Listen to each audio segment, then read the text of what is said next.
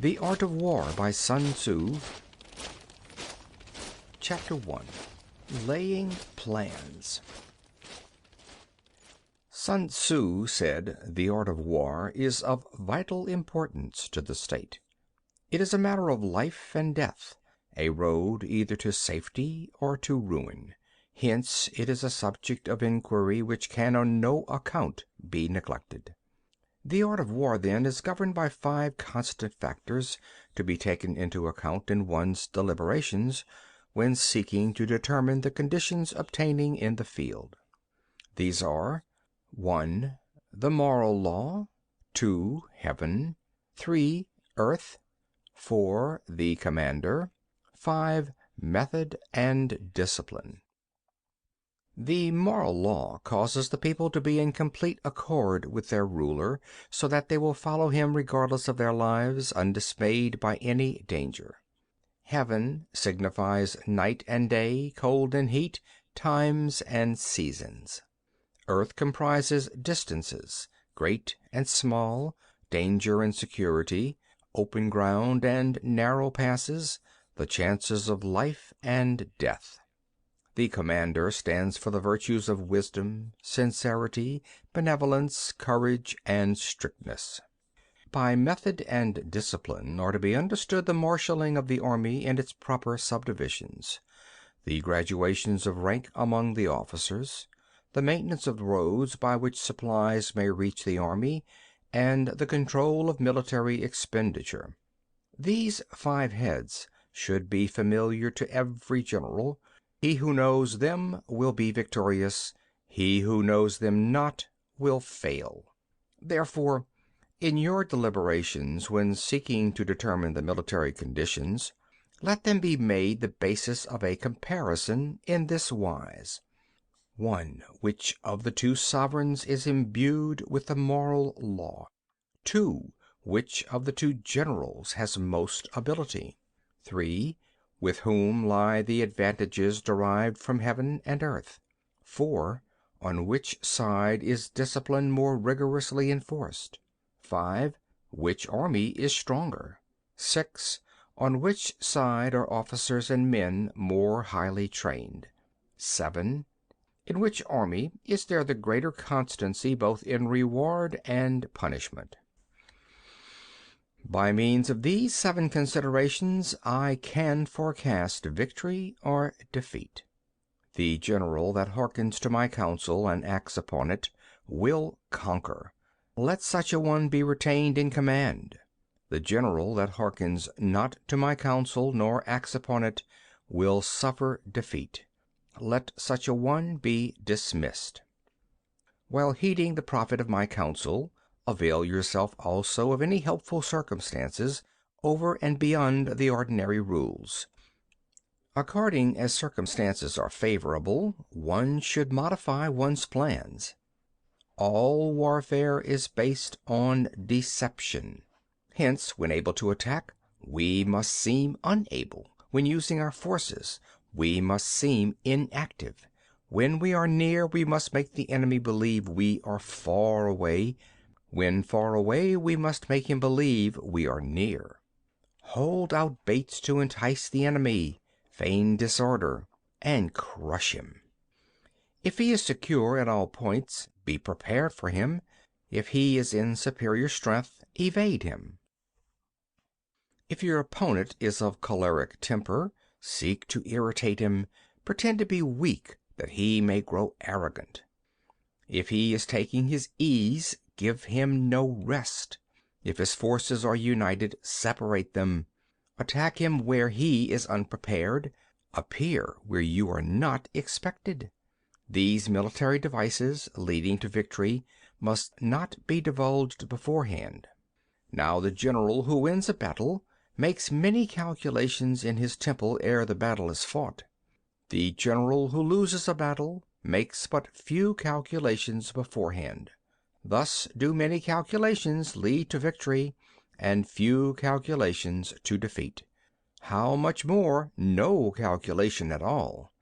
It is by attention to this point that I can foresee who is likely to win or lose. End of chapter 1. Chapter 2. Waging War. Sun Tzu says, in the operations of war, where there are in the field 1,000 swift chariots, as many heavy chariots, and 100,000 mail-clad soldiers, with provisions enough to carry them 1,000 li, the expenditure at home and at the front, including entertainment of guests, small items such as glue and paint, and sums spent on chariots and armor, will reach the total of 1,000 ounces of silver per day. Such is the cost of raising an army of 100,000 men. When you engage in actual fighting, if victory is long in coming, then men's weapons will grow dull and their ardor will be damped. If you lay siege to a town, you will exhaust your strength. Again, if the campaign is protracted, the resources of the state will not be equal to the strain.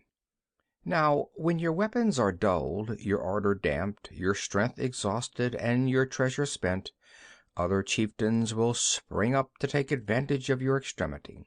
Then no man, however wise, will be able to avert the consequences that must ensue. Thus, though we have heard of stupid haste in war, cleverness has never been seen associated with long delays. There is no instance of a country having benefited from prolonged warfare. It is only one who is thoroughly acquainted with the evils of war that can thoroughly understand the profitable way of carrying it on. The skillful soldier does not raise a second levy, neither are his supply wagons loaded more than twice. Bring war material with you from home, but forage on the enemy. Thus the army will have food enough for its needs. Poverty of the state exchequer causes an army to be maintained by contributions from a distance. Contributing to maintain an army at a distance causes the people to be impoverished. On the other hand, the proximity of an army causes prices to go up, and high prices cause the people's substance to be drained away. When their substance is drained away, the peasantry will be afflicted by heavy exactions. With this loss of substance and exhaustion of strength, the homes of the people will be stripped bare, and 3/10 of their income will be dissipated, while government expenses for broken chariots, worn-out horses, breastplates and helmets, bows and arrows, spears and shields, protective mantles, draft oxen, and heavy wagons will amount to 4/10 of its total revenue. Hence a wise general makes a point of foraging on the enemy. 1 cartload of enemy's provisions is equivalent to 20 of one's own, and likewise a single picul of his provender is equivalent to 20 from one's own store. Now, in order to kill the enemy, our men must be roused to anger. That there may be advantage from defeating the enemy, they must have their rewards. Therefore, in chariot fighting, when 10 or more chariots have been taken, those should be rewarded who took the first. Our own flags should be substituted for those of the enemy, and the chariots mingled and used in conjunction with ours. The captured soldiers should be kindly treated and kept. This is called using the conquered foe to augment one's own strength. In war, then, let your great object be victory, not lengthy campaigns. Thus it may be known that the leader of armies is the arbiter of the people's fate, the man on whom it depends whether the nation shall be in peace or in peril. End of chapter 2. Chapter 3. Attack by Stratagem. Sun Tzu said, in the practical art of war, the best thing of all is to take the enemy's country whole and intact. To shatter and destroy it is not so good. So, too, it is better to recapture an army entire than to destroy it, to capture a regiment, a detachment, or a company entire than to destroy them. Hence, to fight and conquer in all your battles is not supreme excellence. Supreme excellence consists in breaking the enemy's resistance without fighting. Thus, the highest form of generalship is to balk the enemy's plans.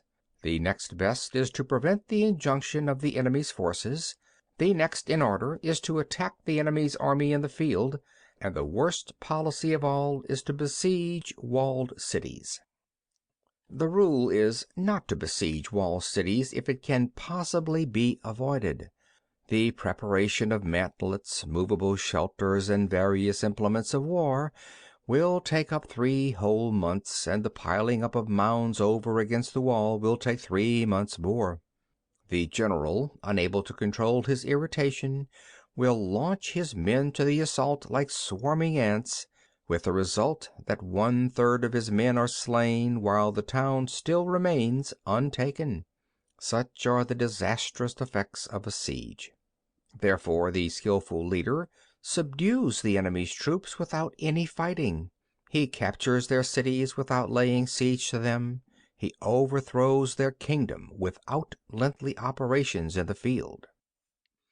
With his forces intact, he will dispute the mastery of the empire, and thus, without losing a man, his triumph will be complete. This is the method of attacking by stratagem. It is the rule in war, if our forces are 10 to the enemy's 1, to surround him; if 5 to 1, to attack him; if twice as numerous, to divide our army into 2.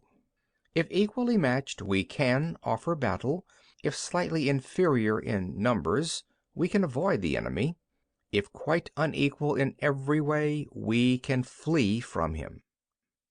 Hence, though an obstinate fight may be made by a small force, in the end it must be captured by the larger force. Now, the general is the bulwark of the state. If the bulwark is complete at all points, the state will be strong. If the bulwark is defective, the state will be weak. There are 3 ways in which a ruler can bring misfortune upon his army. 1. By commanding the army to advance or to retreat, being ignorant of the fact that it cannot obey. This is called hobbling the army. 2. By attempting to govern an army in the same way as he administers a kingdom, being ignorant of the conditions which obtain in an army. This causes restlessness in the soldiers' minds. 3.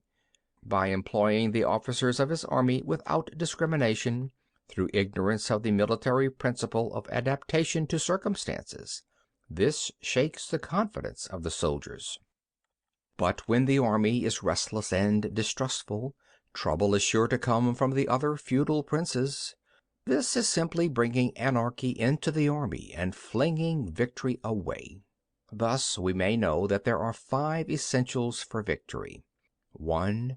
He will win who knows when to fight and when not to fight. 2. He will win who knows how to handle both superior and inferior forces. 3. He will win whose army is animated by the same spirit throughout all its ranks. 4. He will win who, prepared himself, waits to take the enemy unprepared. 5. He will win who has military capacity and is not interfered with by the sovereign. Hence the saying, if you know the enemy and know yourself, you need not fear the result of 100 battles. If you know yourself but not the enemy, for every victory gained you will also suffer a defeat. If you know neither the enemy nor yourself, you will succumb in every battle. End of Chapter 3. Chapter 4. Tactical Dispositions. Sun Tzu said, "The good fighters of old first put themselves beyond the possibility of defeat, and then waited for an opportunity of defeating the enemy. To secure ourselves against defeat lies in our own hands, but the opportunity of defeating the enemy is provided by the enemy himself. Thus the good fighter is able to secure himself against defeat, but cannot make certain of defeating the enemy. Hence the saying, one may know how to conquer without being able to do it." Security against defeat implies defensive tactics. Ability to defeat the enemy means taking the offensive. Standing on the defensive indicates insufficient strength. Attacking, a superabundance of strength. The general who is skilled in defense hides in the most secret recesses of the earth. He who is skilled in attack flashes forth from the topmost heights of heaven. Thus, on the one hand, we have the ability to protect ourselves; on the other, a victory that is complete. To see victory only when it is within the ken of the common herd is not the acme of excellence. Neither is it the acme of excellence if you fight and conquer, and the whole empire says, "Well done." To lift an autumn hare is no sign of great strength. To see the sun and moon is no sign of sharp sight. To hear the noise of thunder is no sign of a quick ear. What the ancients called a clever fighter is one who not only wins but excels in winning with ease. Hence his victories bring him neither reputation for wisdom nor credit for courage. He wins his battles by making no mistakes. Making no mistakes is what establishes the certainty of victory, for it means conquering an enemy that is already defeated. Hence the skillful fighter puts himself into a position which makes defeat impossible, and does not miss the moment for defeating the enemy. Thus it is that in war the victorious strategist only seeks battle after the victory has been won, whereas he who is destined to defeat first fights and afterwards looks for victory. The consummate leader cultivates the moral law and strictly adheres to method and discipline. Thus it is in his power to control success. In respect of military method, we have firstly measurement, secondly estimation of quantity, thirdly calculation, fourthly balancing of chances, fifthly victory. Measurement owes its existence to earth, estimation of quantity to measurement, calculation to estimation of quantity, balancing of chances to calculation, and victory to balancing of chances. A victorious army opposed to a routed one is as a pound's weight placed in the scale against a single grain. The onrush of a conquering force is like the bursting of pent-up waters into a chasm 1,000 fathoms deep. End of chapter 4. Chapter 5. Energy. Sun Tzu said, "The control of a large force is the same principle as the control of a few men. It is merely a question of dividing up their numbers. Fighting with a large army under your command is nowise different from fighting with a small one. It is merely a question of instituting signs and signals. To ensure that your whole host may withstand the brunt of the enemy's attack and remain unshaken, this is effected by maneuvers direct and indirect. That the impact of your army may be like a grindstone dashed against an egg, this is effected by the science of weak points and strong. In all fighting, the direct method may be used for joining battle, but indirect methods will be needed in order to secure victory. Indirect tactics, efficiently applied, are inexhaustible as heaven and earth, unending as the flow of rivers and streams. Like the sun and moon, they end but to begin anew. Like the 4 seasons, they pass away to return once more. There are not more than 5 musical notes, yet the combination of these 5 give rise to more melodies than can ever be heard. There are not more than 5 primary colors, blue, yellow, red, white, and black, yet in combination they produce more hues than can ever be seen. There are not more than 5 cardinal tastes, sour, acrid, salt, sweet, bitter, yet combinations of them yield more flavors than can ever be tasted. In battle, there are not more than 2 methods of attack, the direct and the indirect.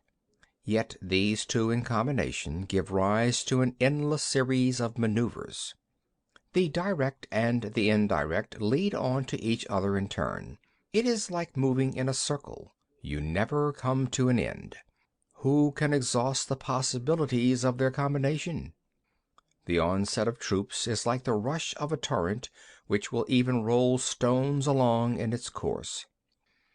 The quality of decision is like the well-timed swoop of a falcon which enables it to strike and destroy its victim. Therefore the good fighter will be terrible in his onset and prompt in his decision. Energy may be likened to the bending of a crossbow, decision to the releasing of a trigger. Amid the turmoil and tumult of battle, there may be seeming disorder and yet no real disorder at all. Amid confusion and chaos, your array may be without head or tail, yet it will be proof against defeat. Simulated disorder postulates perfect discipline. Simulated fear postulates courage. Simulated weakness postulates strength. Hiding order beneath the cloak of disorder is simply a question of subdivision. Concealing courage under a show of timidity presupposes a fund of latent energy. Masking strength with weakness is to be effected by tactical dispositions. Thus, one who is skillful at keeping the enemy on the move maintains deceitful appearances, according to which the enemy will act. He sacrifices something that the enemy may snatch at it. By holding out baits he keeps him on the march, then with a body of picked men he lies in wait for him. The clever combatant looks to the effect of combined energy and does not require too much from individuals, hence his ability to pick out the right men and utilize combined energy. When he utilizes combined energy, his fighting men become as it were like unto rolling logs or stones. For it is the nature of a log or stone to remain motionless on level ground, and to move when on a slope; if four-cornered, to come to a standstill, but if round-shaped, to go rolling down. Thus the energy developed by good fighting men is as the momentum of a round stone rolled down a mountain thousands of feet in height. So much on the subject of energy. End of chapter 5. Chapter 6. Weak Points and Strong. Sun Tzu said, "Whoever is first in the field and awaits the coming of the enemy will be fresh for the fight. Whoever is second in the field and has to hasten to battle will arrive exhausted." Therefore the clever combatant imposes his will on the enemy, but does not allow the enemy's will to be imposed on him. By holding out advantages to him, he can cause the enemy to approach of his own accord, or by inflicting damage he can make it impossible for the enemy to draw near. If the enemy is taking his ease, he can harass him. If he is well supplied with food, he can starve him out. If quietly encamped, he can force him to move. Appear at points which the enemy must hasten to defend. March swiftly to places where you are not expected. An army may march great distances without distress if it marches through country where the enemy is not. You can be sure of succeeding in your attacks if you only attack places which are undefended. You can ensure the safety of your defense if you only hold positions that cannot be attacked. Hence that general is skillful in attack whose opponent does not know what to defend, and he is skillful in defense whose opponent does not know what to attack. O divine art of subtlety and secrecy! Through you we learn to be invisible, through you inaudible, and hence we can hold the enemy's fate in our hands. You may advance and be absolutely irresistible if you make for the enemy's weak points. You may retire and be safe from pursuit if your movements are more rapid than those of the enemy. If we wish to fight, the enemy can be forced to an engagement even though he be sheltered behind a high rampart and a deep ditch. All we need do is attack some other place that he will be obliged to relieve. If we do not wish to fight, we can prevent the enemy from engaging us even though the lines of our encampment be merely traced out on the ground. All we need do is to throw something odd and unaccountable in his way. By discovering the enemy's dispositions and remaining invisible ourselves, we can keep our forces concentrated while the enemy's must be divided. We can form a single united body, while the enemy must split up into fractions. Hence there will be a whole pitted against several parts of a whole, which means that we shall be many to the enemy's few. And if we are able thus to attack an inferior force with a superior one, our opponents will be in dire straits. The spot where we intend to fight must not be made known, for then the enemy will have to prepare against a possible attack at several different points, and his forces being thus distributed in many directions, the numbers we shall have to face at any given point will be proportionately few. For should the enemy strengthen his van, he will weaken his rear. Should he strengthen his rear, he will weaken his van. Should he strengthen his left, he will weaken his right. Should he strengthen his right, he will weaken his left. If he sends reinforcements everywhere, he will everywhere be weak. Numerical weakness comes from having to prepare against possible attacks. Numerical strength from compelling our adversary to make these preparations against us. Knowing the place and the time of the coming battle, we may concentrate from the greatest distances in order to fight. But if neither time nor place be known, then the left wing will be impotent to succor the right equally impotent to succor the left, the van unable to relieve the rear, or the rear to support the van. How much more so if the furthest portions of the army are anything under 100 li apart, and even the nearest are separated by several li.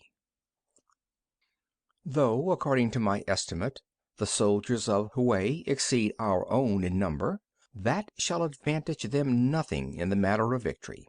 I say then that victory can be achieved.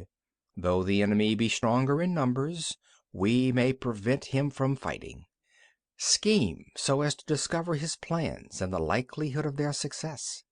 Rouse him and learn the principle of his activity or inactivity. Force him to reveal himself so as to find out his vulnerable spots. Carefully compare the opposing army with your own, so that you may know where strength is superabundant and where it is deficient. In making tactical dispositions, the highest pitch you can attain is to conceal them. Conceal your dispositions, and you will be safe from the prying of the subtlest spies, from the machinations of the wisest brains. How victory may be produced for them out of the enemy's own tactics, that is what the multitude cannot comprehend. All men can see the tactics whereby I conquer, but what none can see is the strategy out of which victory is evolved. Do not repeat the tactics which have gained you one victory, but let your methods be regulated by the infinite variety of circumstances. Military tactics are like unto water, for water in its natural course runs away from high places and hastens downwards. So in war, the way is to avoid what is strong, and to strike at what is weak. Water shapes its course according to the nature of the ground over which it flows. The soldier works out his victory in relation to the foe whom he is facing. Therefore, just as water retains no constant shape, so in warfare there are no constant conditions. He who can modify his tactics in relation to his opponent and thereby succeed in winning may be called a heaven-born captain. The 5 elements, water, fire, wood, metal, earth, are not always equally predominant. The 4 seasons make way for each in turn. There are short days and long. The moon has its periods of waning and waxing. End of chapter 6. Chapter 7. Maneuvering. Sun Tzu said, "In war, the general receives his commands from the sovereign. Having collected an army and concentrated his forces, he must blend and harmonize the different elements thereof before pitching his camp. After that comes tactical maneuvering, than which there is nothing more difficult. The difficulty of tactical maneuvering consists in turning the devious into the direct, and misfortune into gain.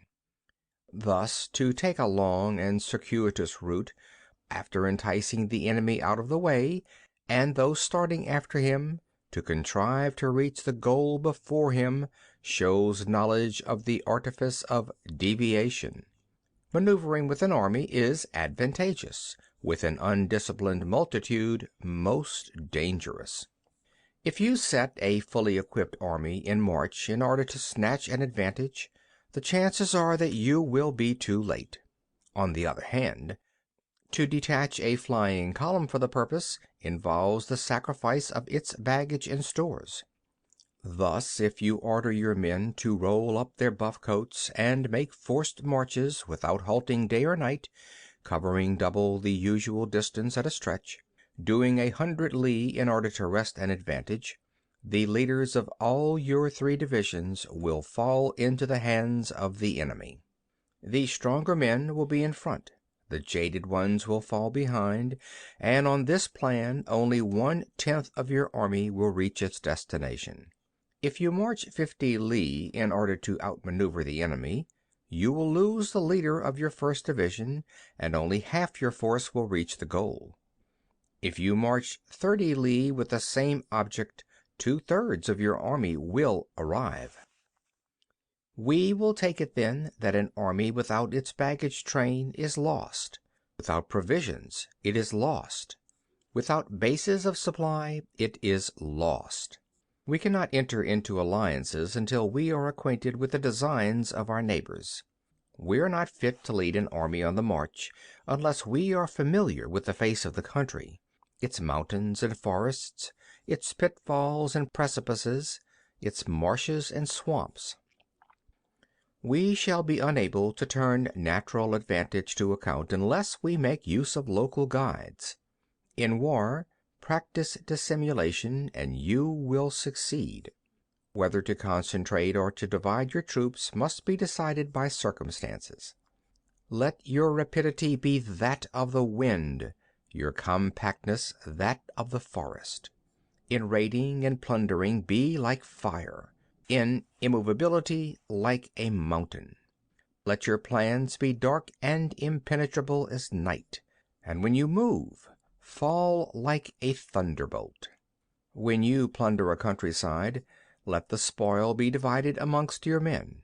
When you capture new territory, cut it up into allotments for the benefit of the soldiery. Ponder and deliberate before you make a move. He will conquer who has learnt the artifice of deviation. Such is the art of maneuvering. The Book of Army Management says, "On the field of battle the spoken word does not carry far enough, hence the institution of gongs and drums. Nor can ordinary objects be seen clearly enough, hence the institution of banners and flags." Gongs and drums, banners and flags, are means whereby the ears and eyes of the host may be focused on one particular point. The host thus forming a single united body, it is impossible either for the brave to advance alone, or for the cowardly to retreat alone. This is the art of handling large masses of men. In night fighting, then, make much use of signal fires and drums, and in fighting by day, of flags and banners, as a means of influencing the ears and eyes of your army. A whole army may be robbed of its spirit. A commander-in-chief may be robbed of his presence of mind. Now, a soldier's spirit is keenest in the morning. By noonday it has begun to flag, and in the evening his mind is bent only on returning to camp.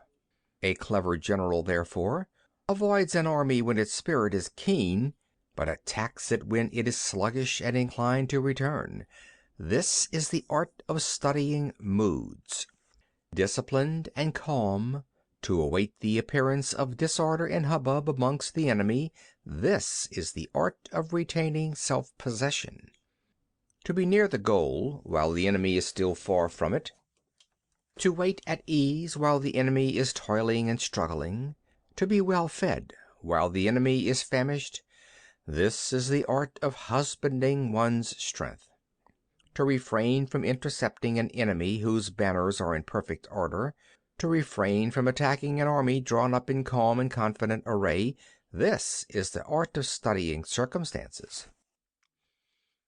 It is a military axiom not to advance uphill against the enemy, nor to oppose him when he comes downhill. Do not pursue an enemy who simulates flight. Do not attack soldiers whose temper is keen. Do not swallow bait offered by the enemy. Do not interfere with an army that is returning home. When you surround an army, leave an outlet free. Do not press a desperate foe too hard. Such is the art of warfare. End of Chapter 7. Chapter 8. Variation in Tactics. Sun Tzu said, "In war, the general receives his commands from the sovereign, collects his army, and concentrates his forces. When in difficult country, do not encamp. In country where high roads intersect, join hands with your allies. Do not linger in dangerously isolated positions. In hemmed-in situations, you must resort to stratagem. In desperate position, you must fight. There are roads which must not be followed, armies which must be not attacked, towns which must not be besieged, positions which must not be contested, commands of the sovereign which must not be obeyed." The general who thoroughly understands the advantages that accompany variation of tactics knows how to handle his troops. The general who does not understand these may be well acquainted with the configuration of the country, yet he will not be able to turn his knowledge to practical account. So the student of war, who is unversed in the art of war of varying his plans, even though he be acquainted with the 5 advantages, will fail to make the best use of his men. Hence the wise leader's plans, considerations of advantage and of disadvantage will be blended together. If our expectation of advantage be tempered in this way, we may succeed in accomplishing the essential part of our schemes. If, on the other hand, in the midst of difficulties we are always ready to seize an advantage, we may extricate ourselves from misfortune. Reduce the hostile chiefs by inflicting damage on them, and make trouble for them, and keep them constantly engaged. Hold out specious allurements, and make them rush to any given point.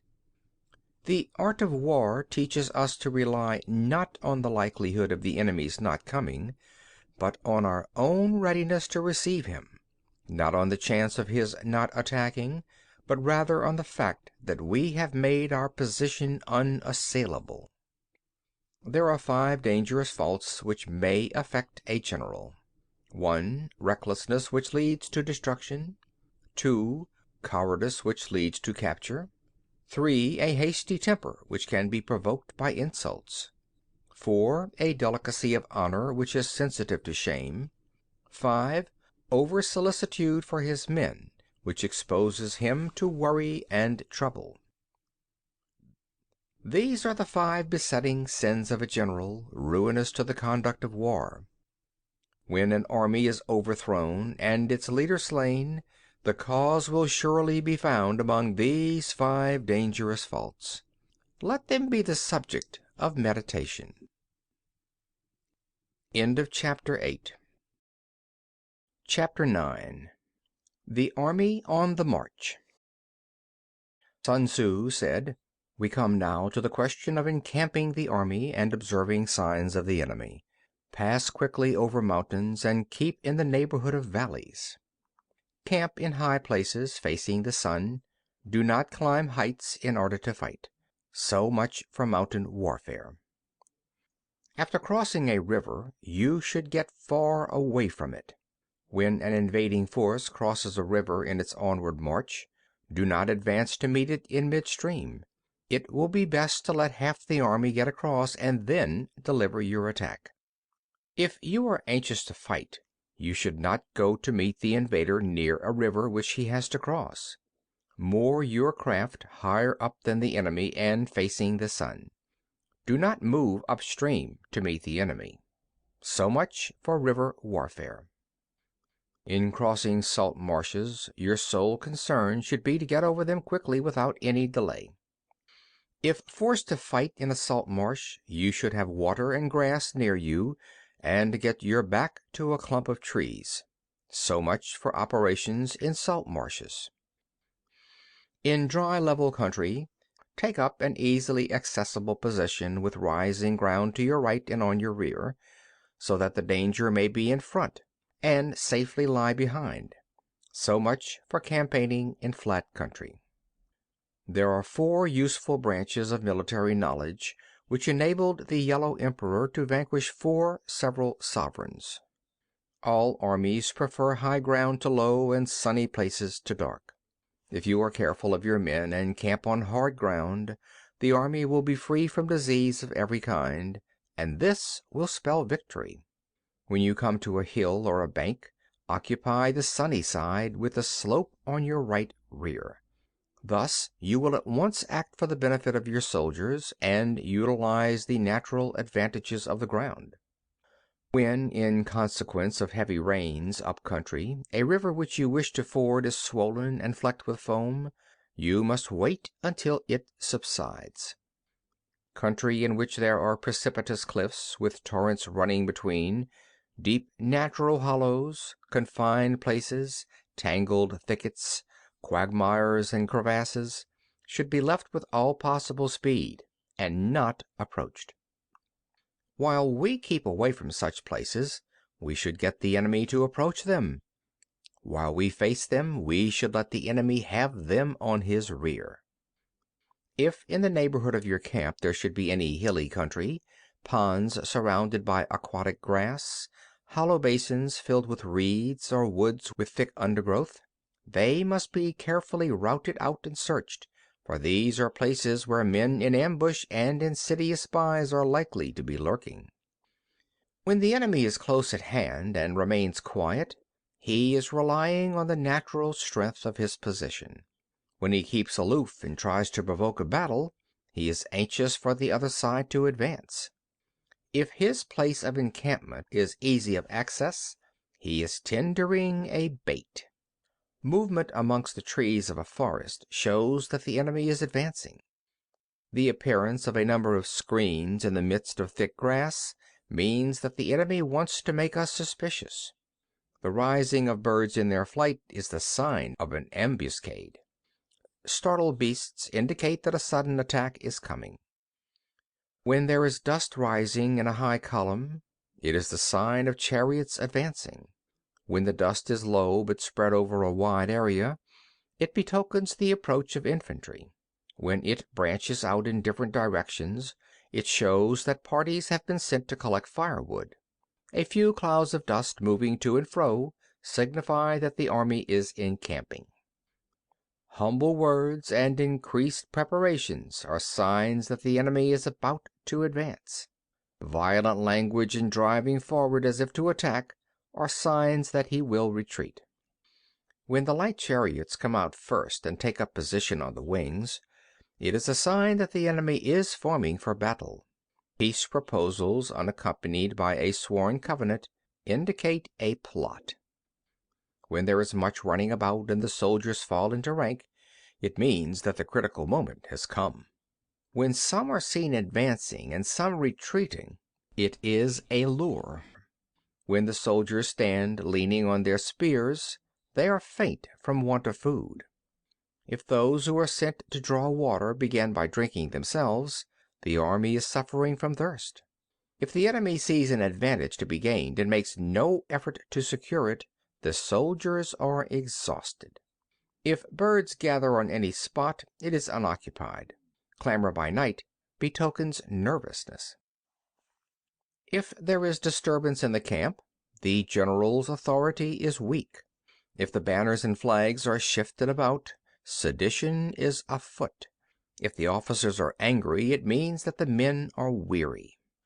When an army feeds its horses with grain and kills its cattle for food, and when the men do not hang their cooking pots over the campfires, showing that they will not return to their tents, you may know that they are determined to fight to the death.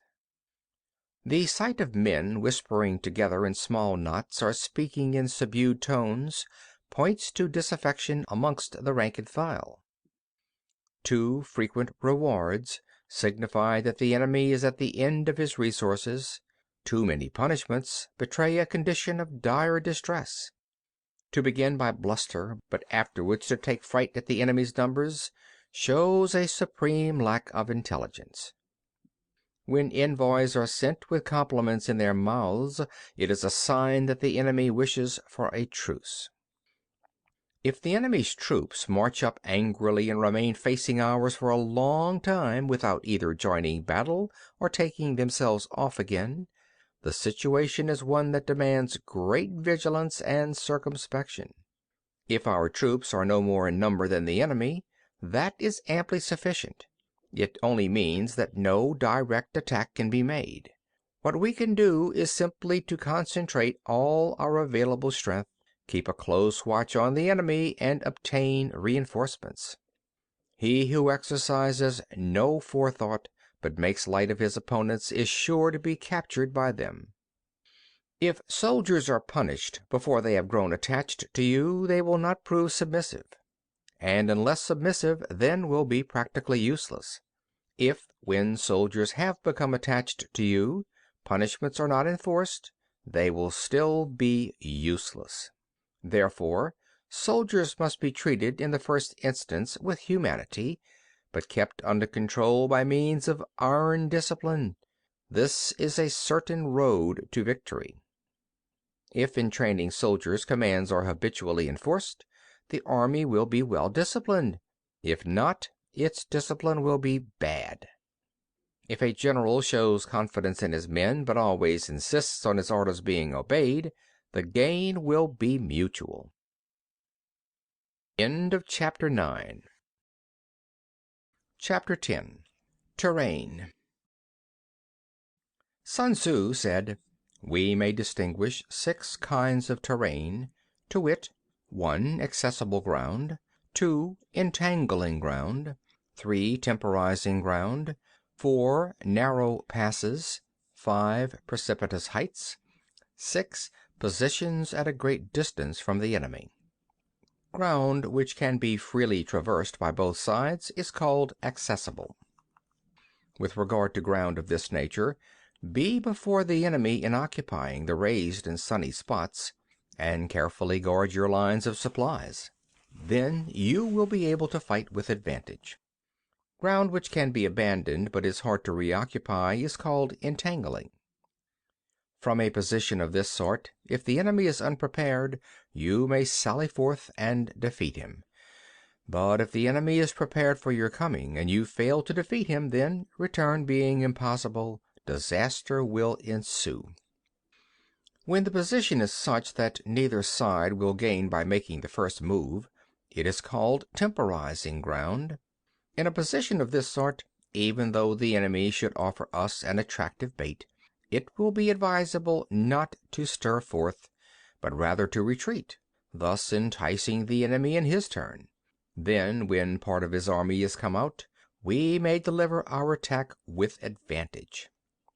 With regard to narrow passes, if you can occupy them first, let them be strongly garrisoned and await the advent of the enemy. Should the army forestall you in occupying a pass, do not go after him if the pass is fully garrisoned, but only if it is weakly garrisoned. With regard to precipitous heights, if you are beforehand with your adversary, you should occupy the raised and sunny spots and there wait for him to come up. If the enemy has occupied them before you, do not follow him, but retreat and try to entice him away. If you are situated at a great distance from the enemy, and the strength of the two armies is equal, it is not easy to provoke a battle, and fighting will be to your disadvantage. These six are the principles connected with earth. The general who has attained a responsible post must be careful to study them. Now, an army is exposed to six several calamities, not arising from natural causes, but from faults for which the general is responsible. These are: 1. Flight; 2. Insubordination; 3. Collapse; 4. Ruin; 5. Disorganization; 6. Rout. Other conditions being equal, if one force is hurled against another 10 times its size, the results will be the flight of the former. When the common soldiers are too strong and their officers too weak, the result is insubordination. When the officers are too strong and the common soldiers too weak, the result is collapse. When the higher officers are angry and insubordinate, and on meeting the enemy give battle on their own account from a feeling of resentment, before the commander-in-chief can tell whether or not he is in a position to fight, the result is ruin. When the general is weak and without authority, when his orders are not clear and distinct, when there are no fixed duties assigned to officers and men, and the ranks are formed in a slovenly, haphazard manner, the result is utter disorganization. When a general, unable to estimate the enemy's strength, allows an inferior force to engage a larger one, or hurls a weak detachment against a powerful one, and neglects to place picked soldiers in the front rank, the result must be rout. There are 6 ways of courting defeat, which must be carefully noted by the general who has attained a responsible post.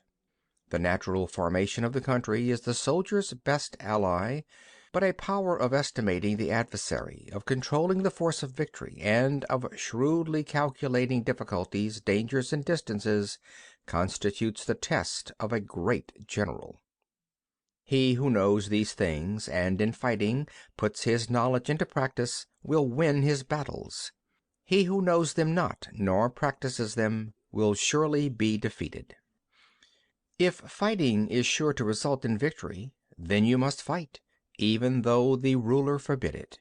If fighting will not result in victory, then you must not fight, even at the ruler's bidding. The general who advances without coveting fame and retreats without fearing disgrace, whose only thought is to protect his country and do good service for his sovereign, is the jewel of the kingdom. Regard your soldiers as your children, and they will follow you into the deepest valleys. Look upon them as your own beloved sons, and they will stand by you even unto death. If, however, you are indulgent but unable to make your authority felt, kind-hearted but unable to enforce your commands, and incapable, moreover, of quelling disorder, then your soldiers must be likened to spoilt children.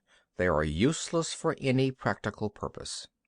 If we know that our own men are in a condition to attack, but are unaware that the enemy is not open to attack, we have gone only halfway towards victory. If we know that the enemy is open to attack, but are unaware that our own men are not in condition to attack, we have gone only halfway towards victory. If we know that the enemy is open to attack, and also know that our men are in a condition to attack, but are unaware that the nature of the ground makes fighting impracticable, we have still gone only halfway towards victory. Hence the experienced soldier, once in motion, is never bewildered. Once he has broken camp, he is never at a loss. Hence the saying, if you know the enemy and know yourself, your victory will not stand in doubt. If you know heaven and know earth, you may make your victory complete. End of chapter 10. Chapter 11. The 9 Situations. Sun Tzu said, the art of war recognizes 9 varieties of ground: dispersive ground, facile ground, contentious ground, open ground, ground of intersecting highways, serious ground, difficult ground, hemmed-in ground, desperate ground. When a chieftain is fighting in his own territory, it is dispersive ground. When he has penetrated into hostile territory, but to no great distance, it is facile ground. Ground the possession of which imports great advantage to either side is contentious ground. Ground on which each side has liberty of movement is open ground. Ground which forms the key to three contiguous states, so that he who occupies it first has most of the empire at his command, is a ground of intersecting highways. When an army has penetrated into the heart of a hostile country, leaving a number of fortified cities in its rear, it is serious ground. Mountain forests, rugged steeps, marshes, and fens, all country that is hard to traverse, this is difficult ground. Ground which is reached through narrow gorges and from which we can only retire by tortuous paths, so that a small number of the enemy would suffice to crush a large body of our men, this is hemmed-in ground. Ground on which we can only be saved from destruction by fighting without delay is desperate ground. On dispersive ground, therefore, fight not. On facile ground, halt not. On contentious ground, attack not. On open ground, do not try to block the enemy's way. On the ground of intersecting highways, join hands with your allies. On serious ground, gather in plunder. In difficult ground, keep steadily on the march. On hemmed-in ground, resort to stratagem. On desperate ground, fight. Those who were called skillful leaders of old knew how to drive a wedge between the enemy's front and rear, to prevent cooperation between his large and small divisions, to hinder the good troops from rescuing the bad, the officers from rallying their men. When the enemy's men were united, they managed to keep them in disorder. When it was to their advantage, they made a forward move; when otherwise, they stopped still. If asked how to cope with a great host of the enemy in orderly array and on the point of marching to the attack, I should say, begin by seizing something which your opponent holds dear. Then he will be amenable to your will. Rapidity is the essence of war. Take advantage of the enemy's unreadiness. Make your way by unexpected routes and attack unguarded spots. The following are the principles to be observed by an invading force.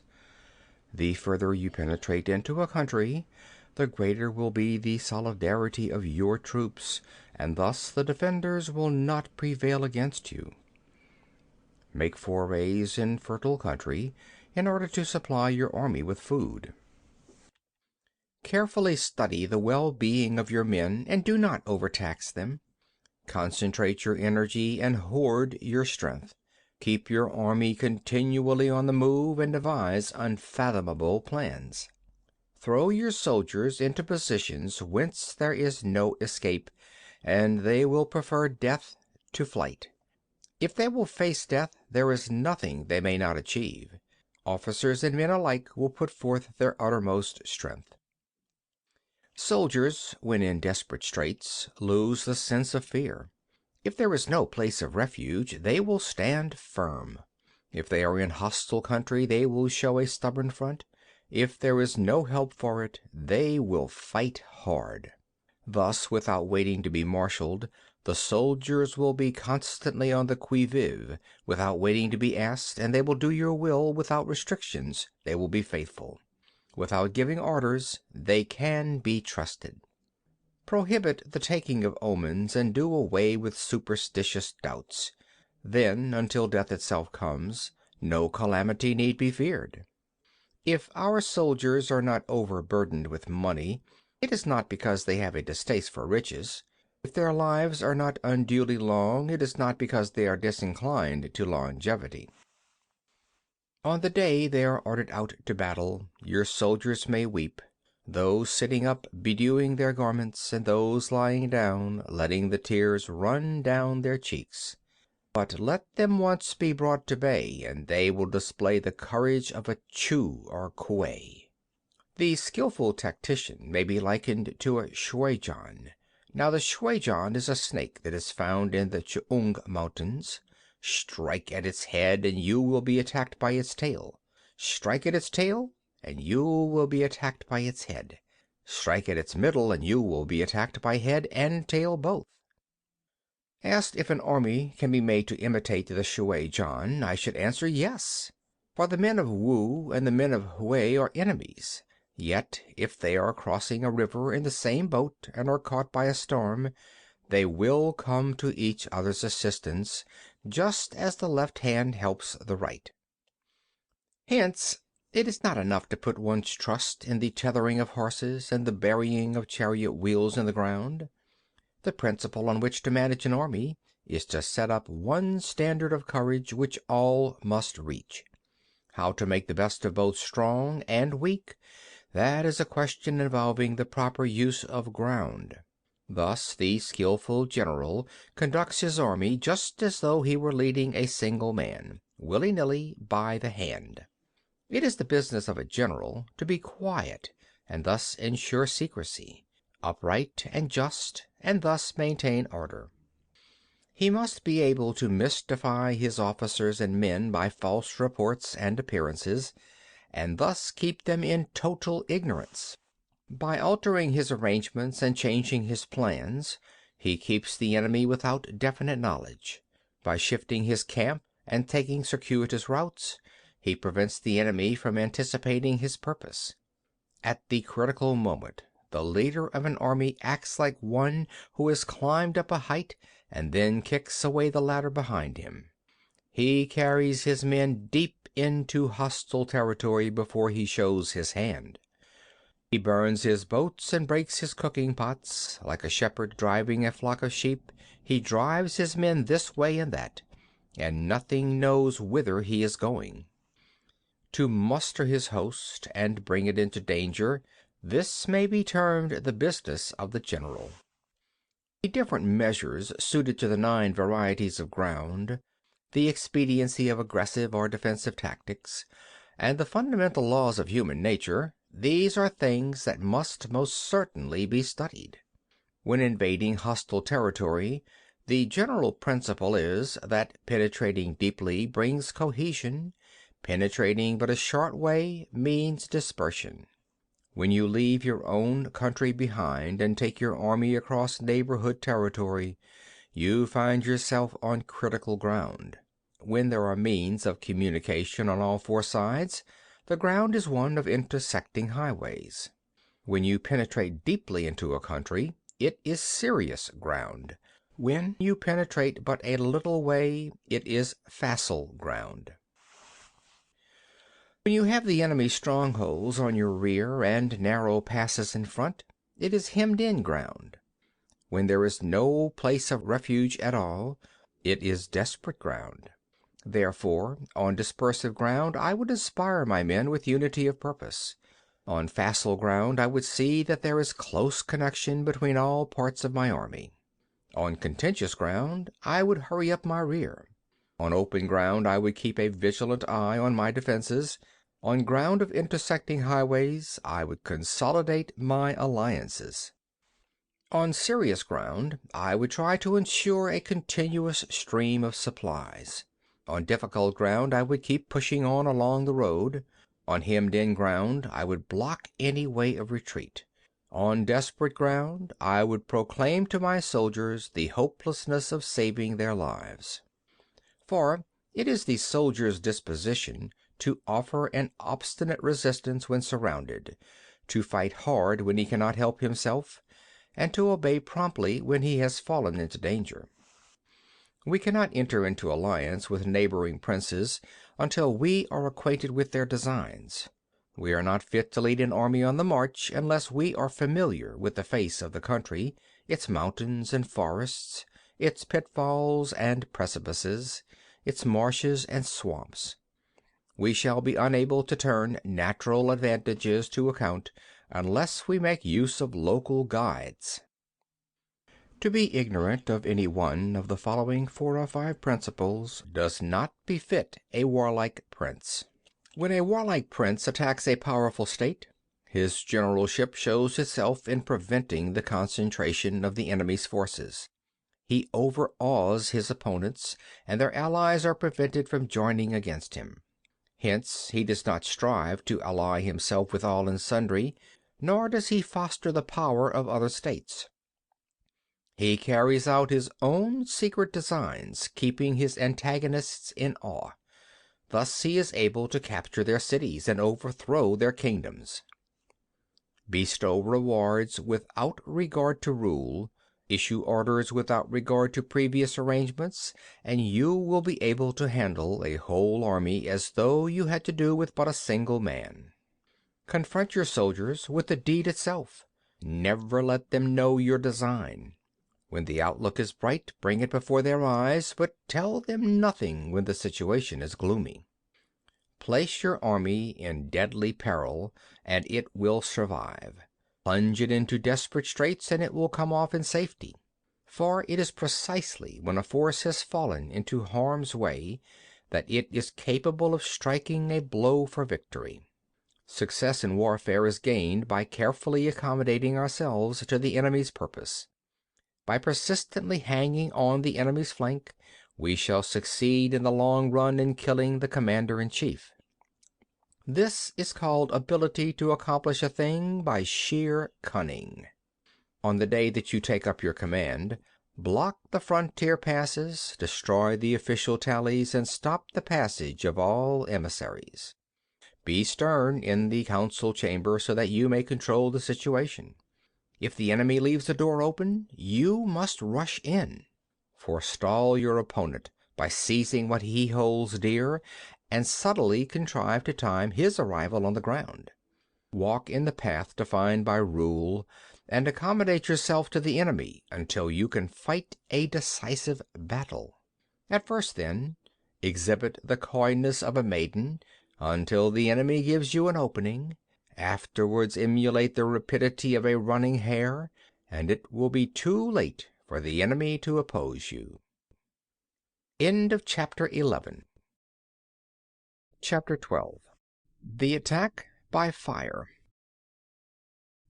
Sun Tzu said there are 5 ways of attacking with fire. The first is to burn soldiers in their camp. The second is to burn stores. The third is to burn baggage trains.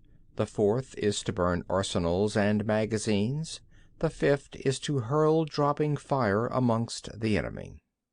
In order to carry out an attack, we must have means available. The materials for raising fire should always be kept in readiness. There is a proper season for making attacks with fire, and special days for starting a conflagration. The proper season is when the weather is very dry. The special days are those when the moon is in the constellations of the sieve, the wall, the wing, or the crossbar, for these 4 are all days of rising wind. In attacking with fire, one should be prepared to meet 5 possible developments. 1. When fire breaks out inside the enemy's camp, respond at once with an attack from without. 2.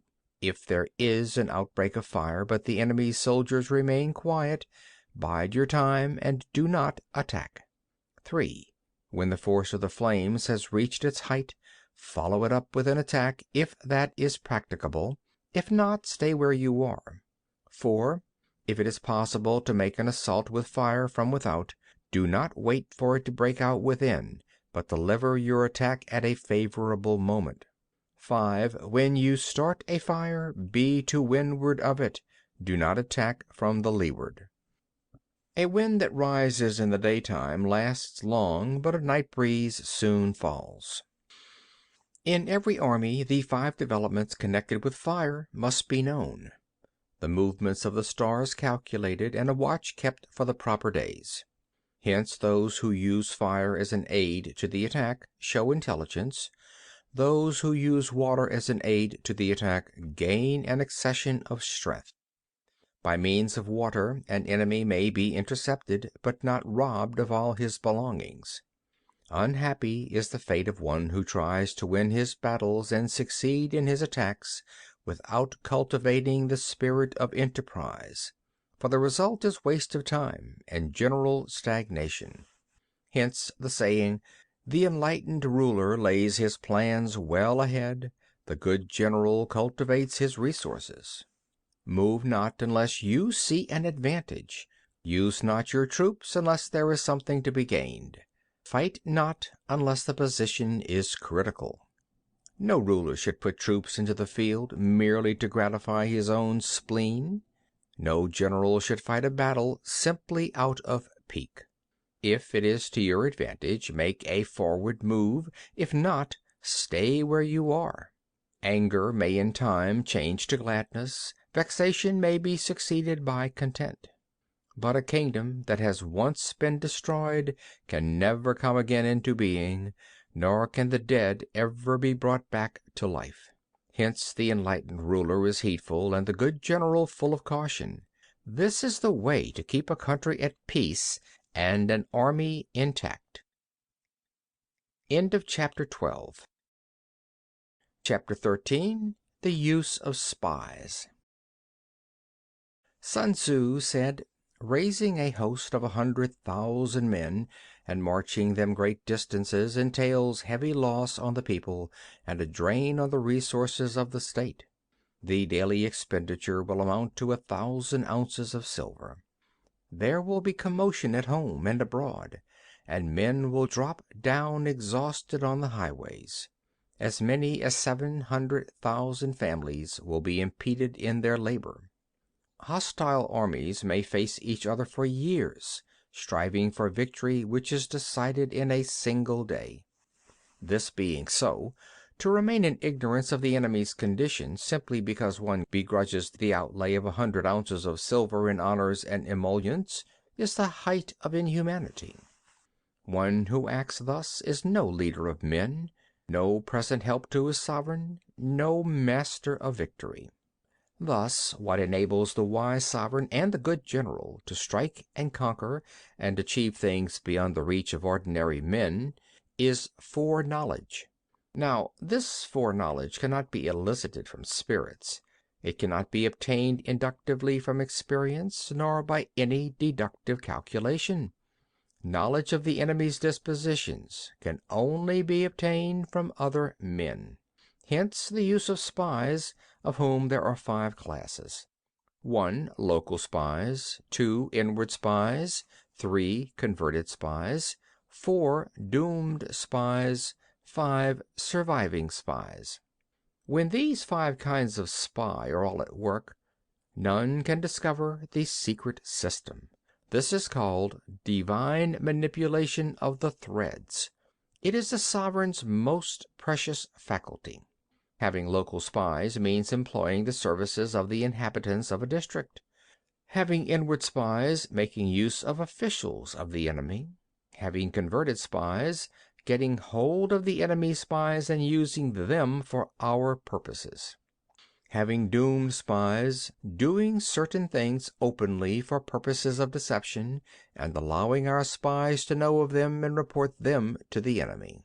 Surviving spies, finally, are those who bring back news from the enemy's camp. Hence it is that none in the whole army are more intimate relations to be maintained than with spies. None should be more liberally rewarded. In no other business should greater secrecy be preserved. Spies cannot be usefully employed without certain intuitive sagacity. They cannot be properly managed without benevolence and straightforwardness. Without subtle ingenuity of mind, one cannot make certain of the truth of their reports. Be subtle, and use your spies for every kind of business. If a secret piece of news is divulged by a spy before the time is ripe, he must be put to death together with the man to whom the secret was told. Whenever the object be to crush an army, to storm a city, or to assassinate an individual, It is always necessary to begin by finding out the names of the attendants, the aides de camp, and doorkeepers and sentries of the general in command. Our spies must be commissioned to ascertain these. The enemy spies who have come to spy on us must be sought out, tempted with bribes, led away, and comfortably housed. Thus they will become converted spies and available for our service. It is through the information brought by the converted spy that we are able to acquire and employ local and inward spies. It is owing to his information, again, that we can cause the doomed spy to carry false tidings to the enemy. Lastly, it is by his information that the surviving spy can be used on appointed occasions. The end and aim of spying in all its 5 varieties is knowledge of the enemy, and this knowledge can only be derived, in the first instance, from the converted spy. Hence it is essential that the converted spy be treated with the utmost liberality. Of old, the rise of the Yin dynasty was due to I Ching, who had served under Hsia. Likewise, the rise of the Chou dynasty was due to Lu Ya, who had served under the Yin. Hence it is only the enlightened ruler and the wise general who will use the highest intelligence of the army for purposes of spying, and thereby they achieve great results.